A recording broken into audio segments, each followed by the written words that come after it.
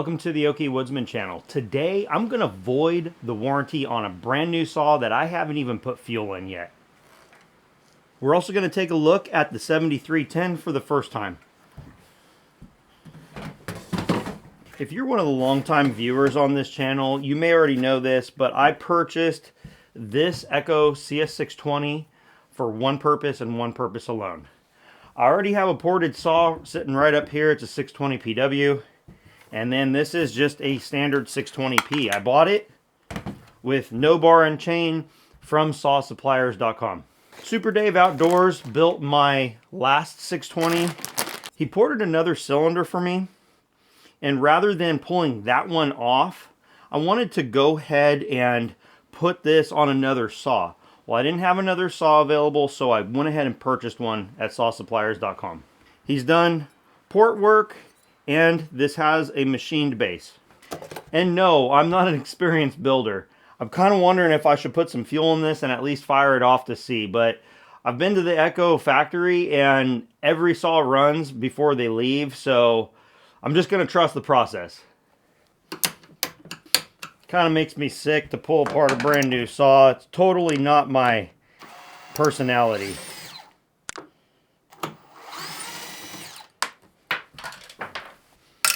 A larger screw holding on the anti-vib right here.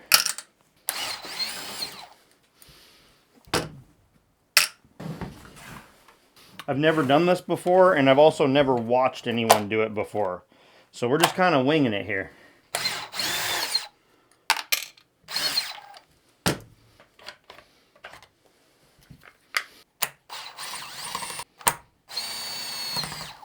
We'll see how easy this saw is to work on. I have some experience with a 460 and some other clamshell saws, and I have off of camera taken apart a 372 a long time ago. I think I'm going to leave all that if I can. I like to take things apart as minimally as possible.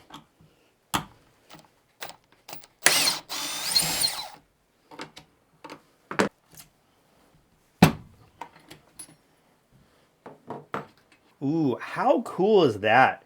We are almost to the point where we can actually start tearing stuff apart. I like that. I'll probably have to pull the, I'm going to have to pull the carburetor off because I got to get the boot off in order to get the top end off of this thing. That's very easy to get to. How cool is that? I like that.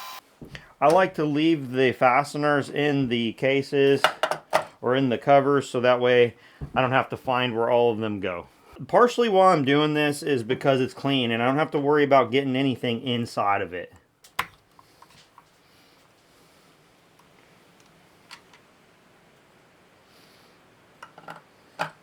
One thing I dislike about these 620s is that if you do want to clean the screen out, you've got to actually take off the brake here, because you can't reach the Torxes. These two and these two. Now, we don't have to worry about that because we're going to take the whole muffler off. And I'm not someone that likes to just pull mufflers to pull mufflers, because you're going into the head and eventually you're going to wear out those threads. Okay, so the left one was way less tight than the right one. I will put Loctite back on these when we're done.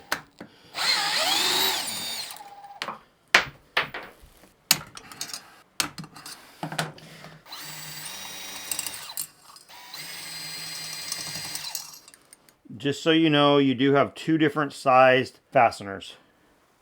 I've already forgotten if the long ones go on the bottom or the top. We'll find out right now.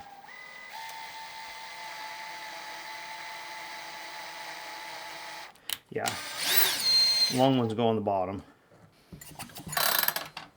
Go ahead and crack loose, I should say. That wasn't very tight. I might be over tightening things, honestly. I'm wondering about that now. All right.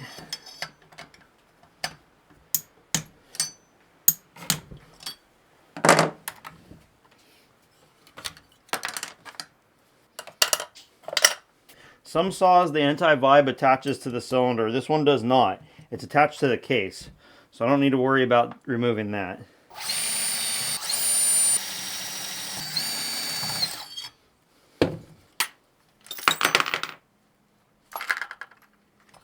That's a ton of metal shavings. I'll show you here in a second. That's kind of crazy.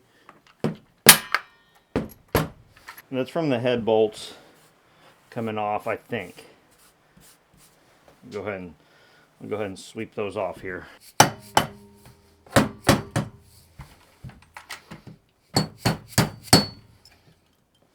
I've broken the seal.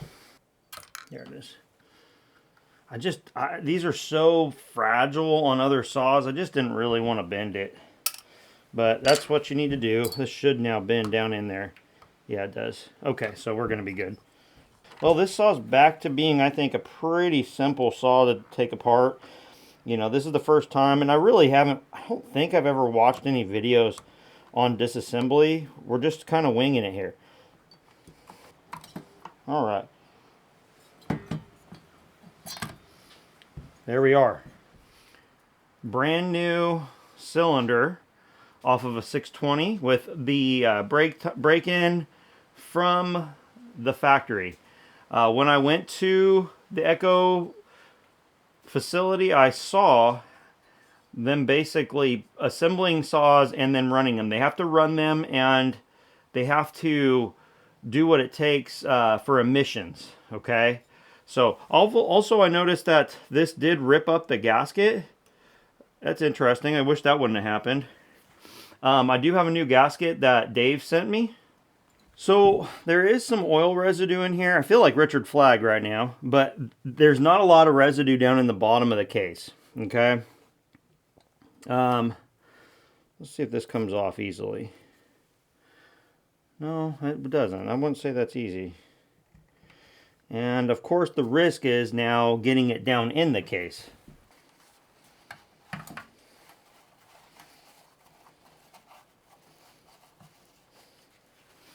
I'm not going to keep you here for me cleaning that gasket off.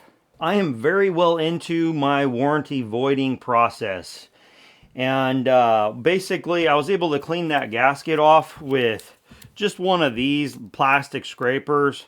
I used to do vinyl signs years and years and years ago, and I have some of the stuff remaining, and this worked well. Used a little bit of rubbing alcohol, cleaned that up. When I reassemble this, I am going to be using, I have a partial bottle here of the regular steel oil. I would run this. I would never run the silver bottle. If you have any questions, you can type comments in or just search Steel Ultra Richard Flagg and you'll find out all about it. Anyway, upon reassembly, I'm going to get some more lubrication in here. It's very dry to me. So I think Richard Flagg would call that dry as a popcorn fart. All right, so I'm going to go ahead and show you the ported cylinder next to the stock cylinder, and you can take a look at it. So here we are. This is a brand new stock one. Ported cylinder. We're looking at the exhaust side here, okay? Intake side looks as if there's zero changes there. We do have a machined base. I don't know how much he takes off. We'll see if we can get this. There is some grinding on the transfers in there. All right, now, I would be lying to you if I said I understood everything that's going on in here. Yeah, there's definitely some work on the transfers in there. That one, that's what a factory one looks like. And he's gone in here, and I think he's probably taken it down that way a little bit and ground on them. Probably opened them up a little bit. That's what it's looking like. So there's that. There's that. I'm only doing this because I know Dave wouldn't have any problem with me doing it. He shows all of his work because he's just a guy looking to learn. That's honestly it. We are about ready to go ahead and reassemble. Like I said, I'm going to get some more lubrication in here because I want more than what this is showing. That's all it's to it. I'll just put it in the cap. Way more than I needed probably. That's okay. A little bit of extra oil is not going to hurt a darn thing on here. We're doing this basically to make sure that this thing assembles a little bit easier, a little smoother. That way it's not dry. Got it in here. Yep, make sure I'm putting the ported cylinder. That'd be a bummer. Get it all back together and realize you put the stock one back on. I think he did do something with the squish band too on this one. I can see a little bit of work down there on the squish band. I'm also gonna pour a little bit in here in the crank bearing. This is crazy dry. There we go. Now there's some lubrication. This is a brand new base gasket. So we've gone ahead and set that base gasket on there. What I'm going to do now is we're going to go ahead and get the cylinder put on here. I want to make sure that this is at the top of the stroke, just so I have as much length as possible. Make it maybe a little bit easier. I'm not an expert here, everyone, just understand that. You know what, I think I'm going to grab the ring compressors just to be sure. Also need to get the intake boot put back on this too, I forgot about that. It's pretty crazy the coarse threads that Echo uses. In fact, I can't do that over here because I could definitely fall into the saw. But there is definitely coarse threads on these bits here. And it also appears as if there's no top or bottom. I like that kind of stuff. I'm going to throw a little bit of Loctite in there too. Oops, that's a lot.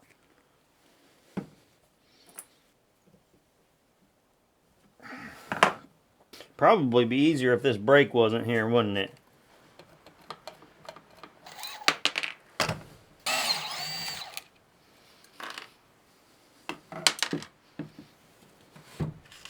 Yeah, it's more accessible now. Okay, there we go.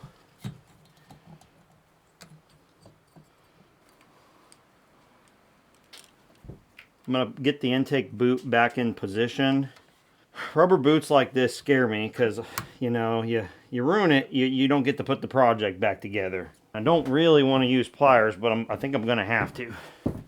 Probably the broadest, smoothest ones would be the best. I'm going to use some old needle noses that I've had for years. The teeth are pretty well worn off of them. That way they don't have much bite.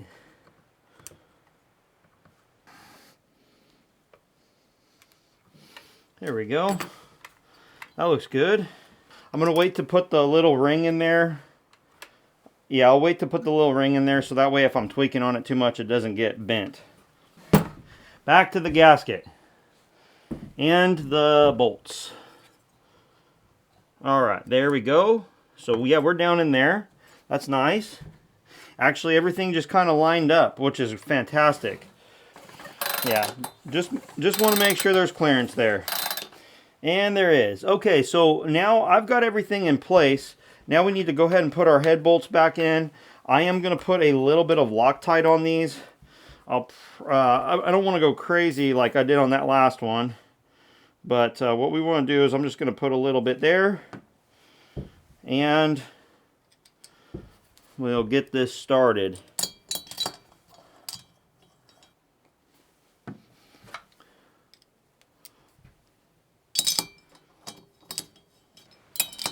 I'm getting excited. I think we're getting close to being able to crank this over. Now, of course, we're going to have a bottleneck. We have a stock muffler. I think I'm going to take care of that as well. All right, so let's go ahead and just feel again. All right, we're all here. Everything's feeling good. Snug it, snug it, snug it. And then I'm going to go around one more time and just give it another little bit. All right, so we got our head on there. We're going to go ahead and put the decomp back in here. This is a 13 millimeter.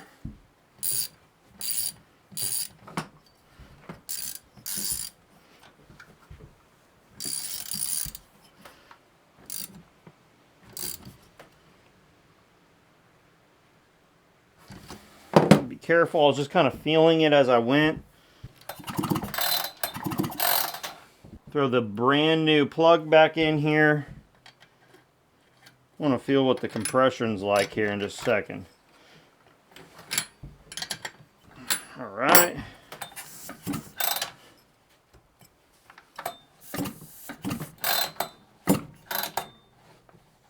I'd say that has more compression than my last saw, Dave.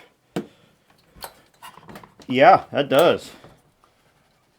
Yeah, I'd say this, he built more compression in this saw. Interesting. I've heard it's hard to build compression in a 620. Well, that's exciting. Don't want to forget this little doodad right here. I think that keeps the intake from collapsing, I think. Or it's just to provide stability or whatever. I've noticed steel saws have that. I'm trying to remember about Husky. I don't remember. It's been a long time since I've been into one of them. I do have some business to take care of right here, so that's going to further void the warranty. I went ahead and did the first muffler mod I've ever done on well, I guess I did a little bit of a mod on the last one because I did a deflector mod. But let me show you my work. Man, I really like how the steel mufflers are split on some saws where you can just get in there and get to it. So on the 620, you've got your screen, you've got your deflector like that. And then this thing is very, very, very full. I'll let you go ahead and take a look at this. So I matched with a piece of paper. I matched the exhaust on the exhaust port on the cylinder. I tried to match it on here. And then I went ahead and ground on here. Now, yeah, you see those. That's my burr getting away from me. Anyway, then what I did is I got a little bit too far on this. I don't think it's going to cause an issue. So on the deflector here, I didn't want that little gap right there. I wanted this hood to cover that, and then I accidentally ground it out. But I tried to match it, and I was trying to pay attention, and yeah, I went a little too far. So anyway, we're going to run this one without a screen in it. My other one does have a screen currently. So as you can see, we're wide open. Absolutely wide open. And I have blown the heck out of this thing. So we should be good to go. We're coming up on winter time. That's why I'm going to go ahead and not run a screen. Yeah, I'm not going to run the screen.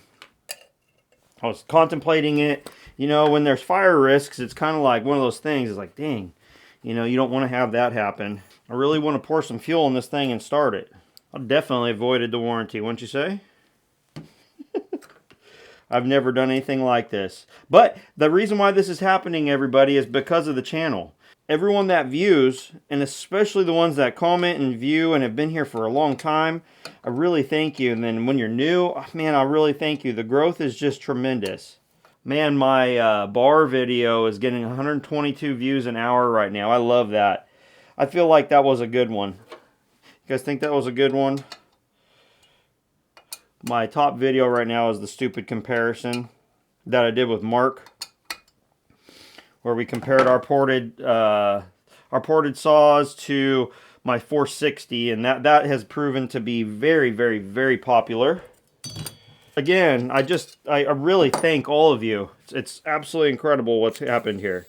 We do a lot of wood cutting, but we're multifaceted, okay? So I definitely am going to continue doing chainsaws. I love it. And, you know, living rural like this, chainsaws are a big part of that, no matter what. No matter how you look at it. It's a part of life. Ah, dang it, I've got that gasket upside down. Oh, shoot. I didn't grind on the heat shield, though. Well, what good is that going to do? I thought I was done, but I'm not. All right, I got to go grind on the heat shield real quick.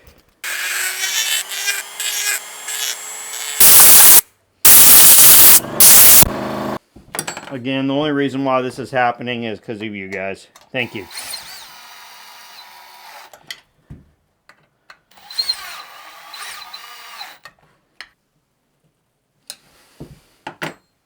Shortly, we'll do the most important modification that you can do on a CS620.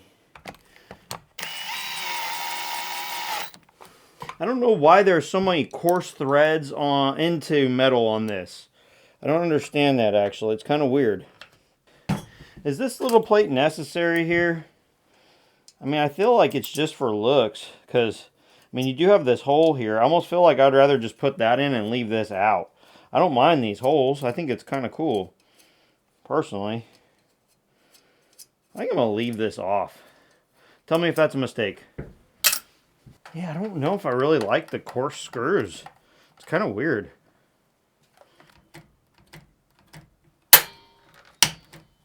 This is the most important upgrade you can do to a 620 or 590. And this has to do with longevity. Yep. So, you can put a washer in there and all that, but these saws are notorious for sucking fines through here and here, okay? So what I do is I just stick one of these O-rings in here. I want to say I do 2 of them. Let me look at my other saw. Okay, so I definitely have the O-ring on top. O-ring on bottom. And I've got, looks like there's just 1 O-ring that's been seated around there. And that keeps it good and clean. So I'm going to go ahead and do the same on this new saw.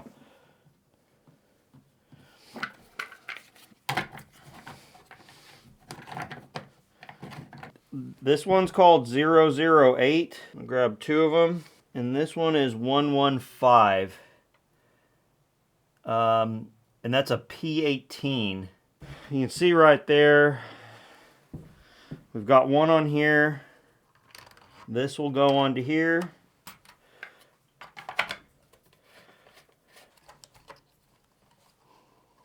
There we go. That goes onto there like that.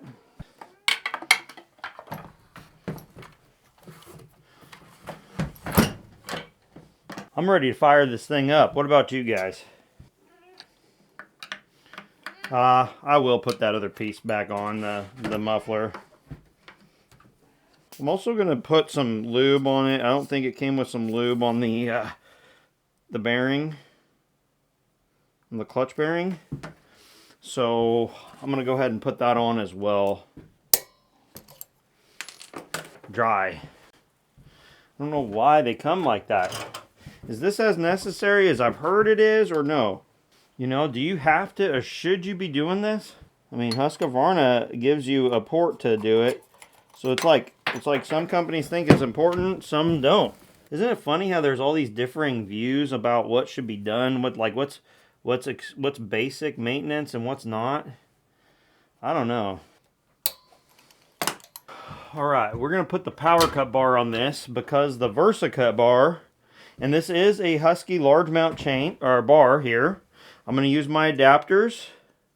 They're just basically pipe that is the right OD and ID.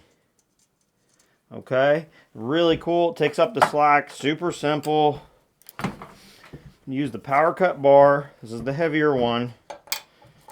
I'm going to use an old chain because I have some chain testing to do with all my new EXJs and EXLs. So I'm not going to run that for breaking in. That's going to be for an actual chain test.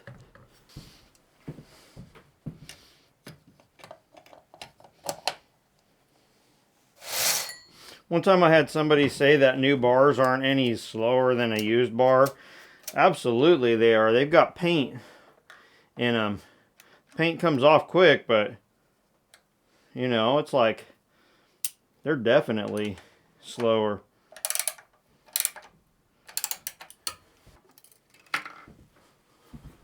Now the question is will it start? We'll find out. 40 to 1.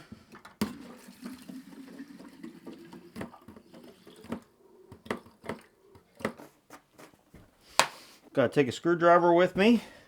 This is gonna need to be tuned for sure, or it should need to be tuned. All right, first start ever. 40 cylinder.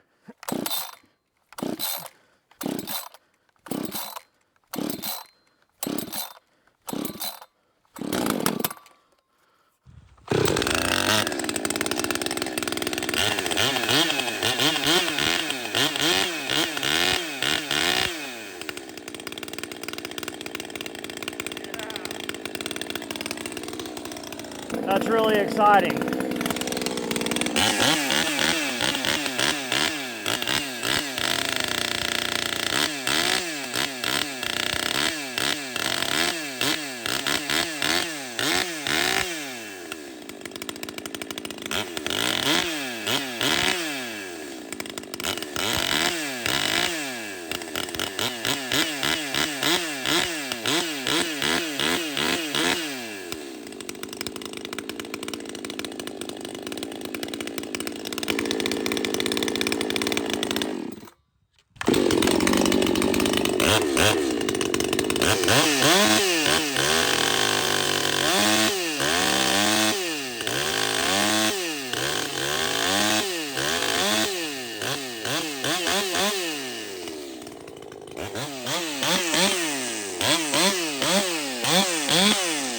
Well done, Dave.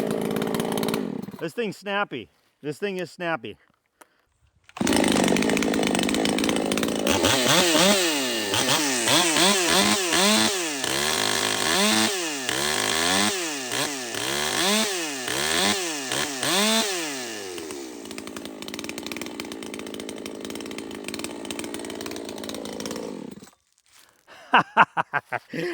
You know, I feel good. I took apart a brand new saw. Dave sent me this thing. He put a lot of time and money into this, and I owed it to him. I really did. I truly owed this to him because he wanted to see how his work has improved or changed over time. Well, what better way than to be able to have a user run both of them simultaneously side by side. My other saw has a high jet that's non-limited. This one's still stock. From what I've seen, it's not real critical to have that non-limited high jet in there. See us restart.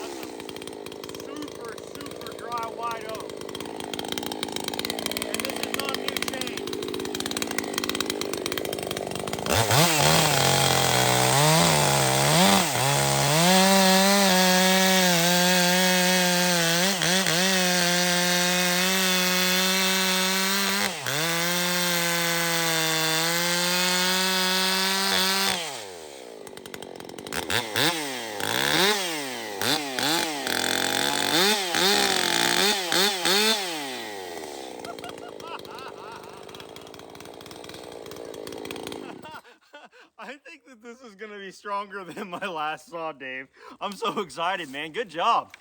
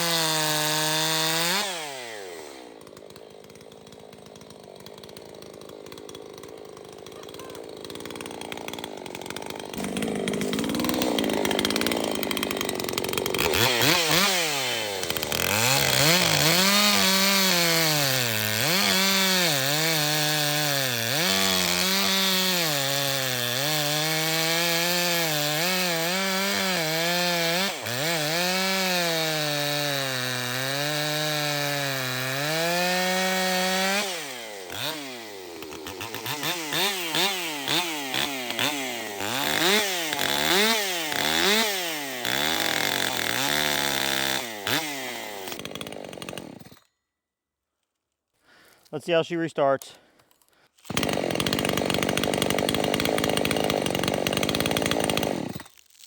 All right.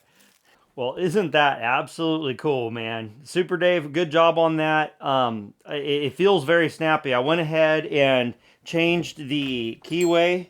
There was a timing advance on my original ported 620. I went ahead and took the keyway out of it, put it back to factory, just like you suggested, Dave. And I started this one up, and it doesn't have the snap. It just doesn't have it. And it might have a lot to do with the exhaust, honestly. I know that you kind of changed your mind on how you did exhausts, and there might be some more room for improvement on this saw right here. But what I'm going to do is I'm going to try to get that into more wood. The wood that I was cutting on was as rock solid of white oak as you can get. It was dead 4 or 5 years ago, completely dead hard.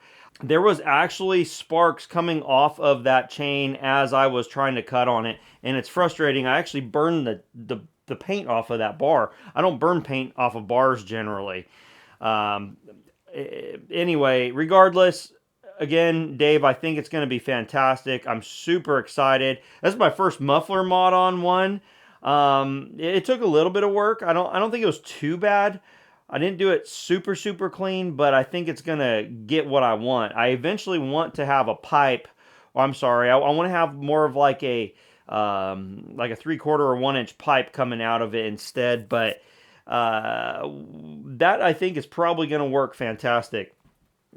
I might just mess with eventually putting a pipe on this one. Putting in an exhaust port, I should say. I don't know what I'll do. That's not the big thing. But I did mention we're going to take a first look at the 7310, and so we're going to go ahead and do that right now. This saw is a very interesting saw. I think that, you know, it brings Echo into the modern age. It certainly brought the costs up, but some major things that I like about it, the fact that I don't need adapters to put a Husky bar on here, that's phenomenal. I like that the air cleaner seems to be resolved. The consensus is that it's a phenomenal air cleaner.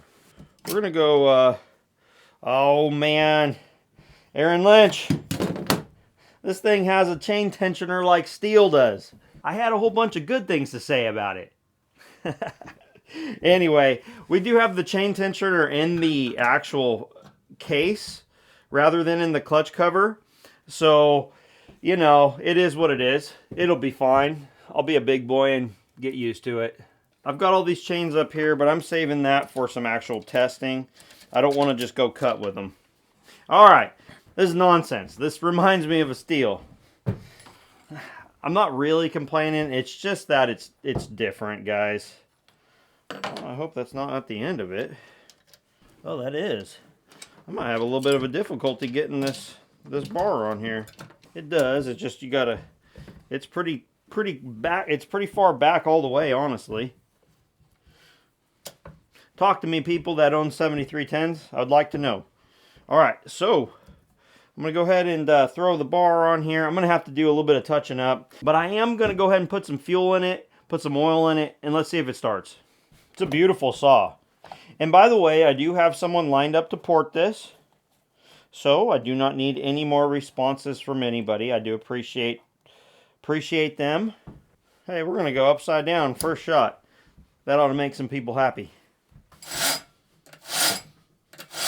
Look at that, brand new ported 620, soon to be ported 7310. How cool is that? I'm excited. I've never ever seen one of these run in person. This will be a first, me and you together. This is gonna be first ever. Let's count the pulls. Not that it matters too much because, you know, it's got to draw fuel into the system.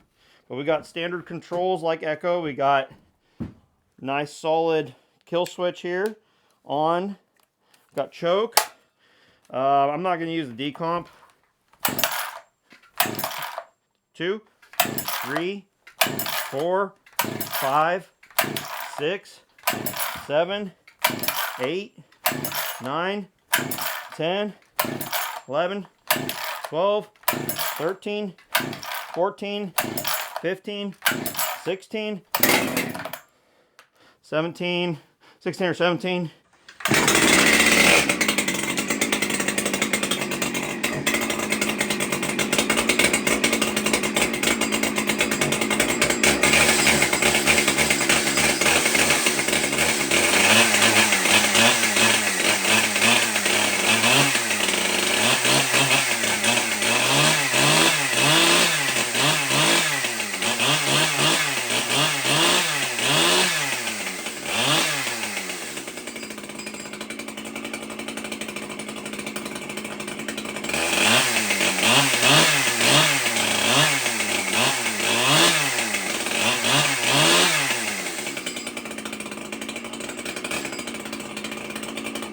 This saw feels very different.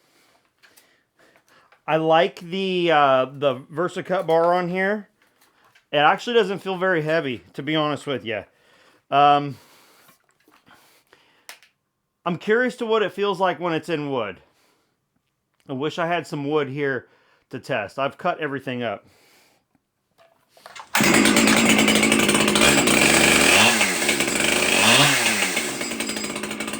I wasn't going to do this, but I'm going to do it because I don't view them as... I mean, they are kind of the same class of saws because they're the same size, but we're talking about clone saw versus OEM. But this is a clone Husqvarna. I've just got to feel it.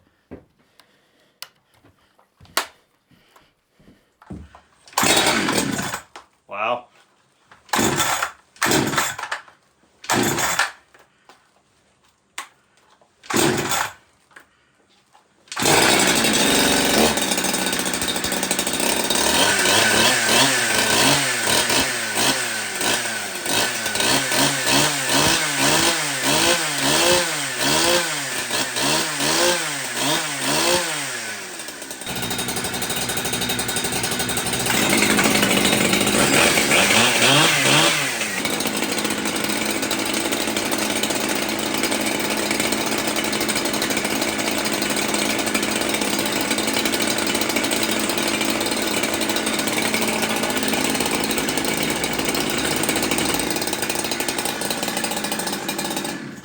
This saw is smoother.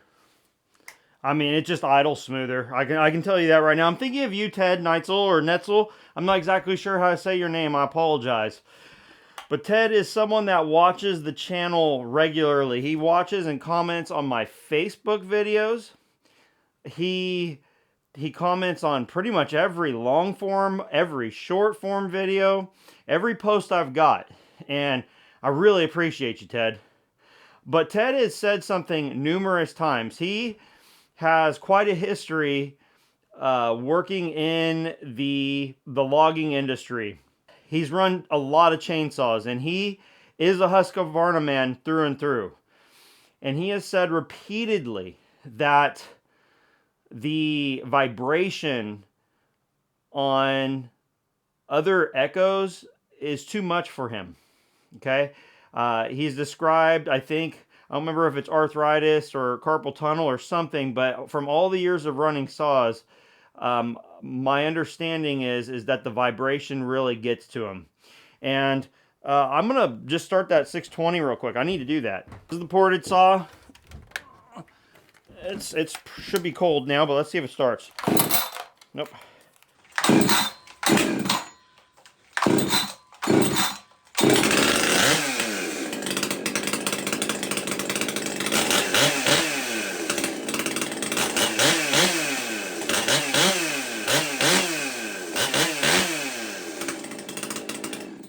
Let's try the 7310 again.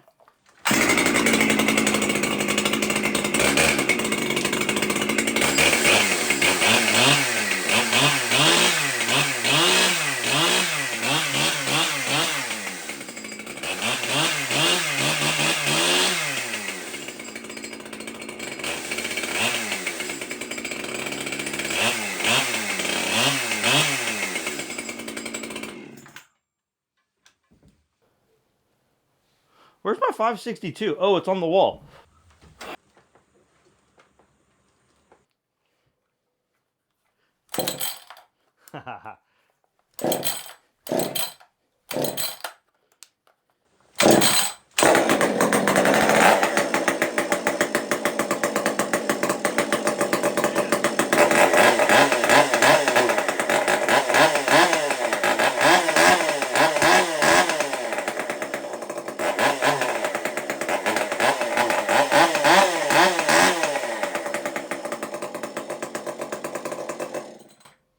I just got to say it. I've just got to say it. It's going to be interesting once it's in the wood. It's going to be interesting once this saw is ported.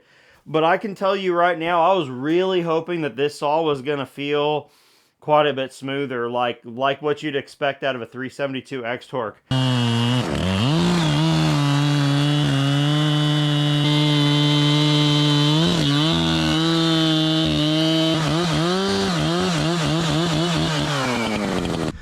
This saw is smoother. It's what I had hoped, actually. Last night when I was shooting a video on first impressions, I was a little bit discouraged because keep in mind I did purchase this saw, and I purchased this saw as well.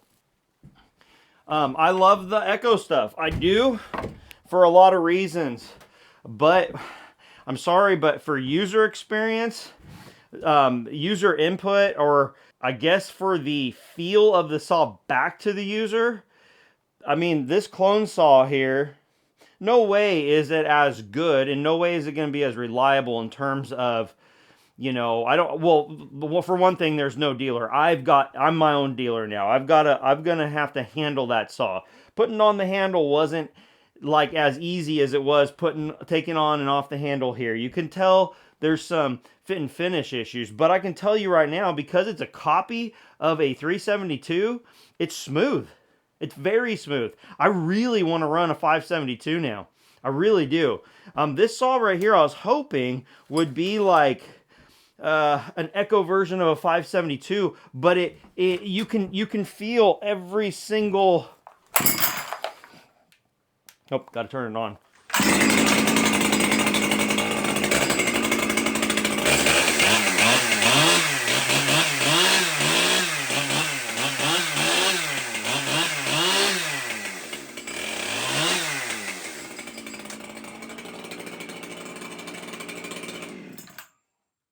You can feel every bit. You can feel just that vibration in the handlebars. I'm not saying it's a bad saw. I haven't even cut with it yet. I'm a little bit less excited than I was. That's the honest truth. And you know, this is a fairly expensive saw. I'm a little bit less excited than I thought I would be after running it. Honestly, this feels great on it. The light bar is awesome on this saw right here.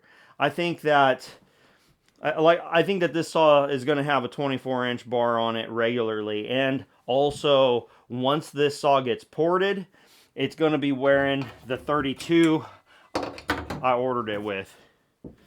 My understanding is that these saws are kind of not really strong enough to really pull this with authority. Of course you can do it, it's just not going to be fantastic. This is the cool thing. As you know, I've been working with sawsuppliers.com. They sell Echo, but they also sell Husqvarna. Those are really my two favorite brands. I love my MS460, I do. It's an awesome saw. I haven't run any modern steels besides a 500i. I am interested in them, absolutely. But what I can tell you is that with this saw here, I truly did think it was going to be quite a bit smoother. I really did. Now, I'm going to be interested to see how this does once I get it into some wood. It might just smooth right out. Like, the anti-vibe might not be set for idling, right? It might not be designed for that. But once I get it up into the RPMs, once I'm leaning on it, maybe it's going to be a different experience than like the 620. I've got 3 decent sized Echo saws. Where are they at? This one right here, it's a ported 620, a newly ported 620, and now a stock and soon to be ported 7310. I'm just super thrilled that 620 fired right up. I never even ran it before I voided all the warranty and hacked it all to pieces. Dave, thank you so much for your work. And I just really appreciate all of you, because that is the reason why this is all able to happen. I can't say thank you enough. I'm excited for the future. I'm excited to see what's going to happen. And if you're new here, make sure you hit that thumbs up button, subscribe. Please drop a comment down below letting us know you're here. Share any information. We're a great group of people here. The subscribers are a great group. The people in the comment section are always really respectful. I couldn't be happier. That's all it's to it. Again, thank you for watching, and I'll see you on the next one.